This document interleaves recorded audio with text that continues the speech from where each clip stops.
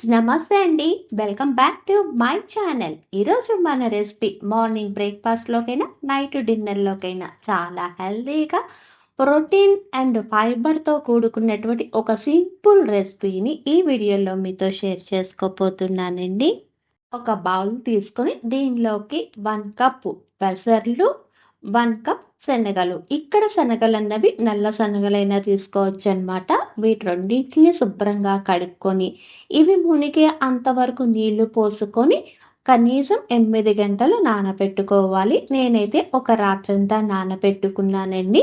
Next day మార్నింగ్‌కు ఇలా నానినటువంటి పెసర్లు, శనగల్ని శుభ్రంగా ఒక 2 సార్లు కడుక్కొని మిక్సీ జార్‌లోకి ట్రాన్స్‌ఫర్ చేసుకొని దీనిలోకి 2 పచ్చిమిరపకాయలు, 2 ఇంచీల అల్లము, 1 టీ స్పూన్ జీలకర్ర, 1 కప్ సూజీ రవ్వ అదే ఉప్మా రవ్వ అంటాం కదండీ! దాన్ని తీసుకోవాలనమాట.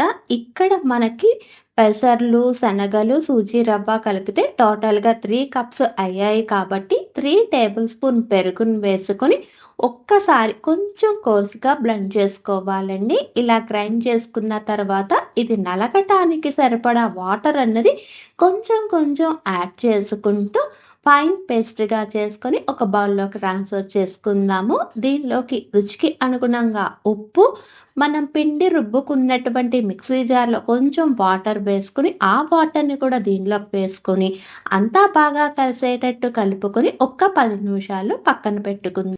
10 నిమిషాలు అయిన తర్వాత పిండి కన్సిస్టెన్సీ చూపిస్తున్నాను చూడండి. ఇలా రావాలన్నమాట.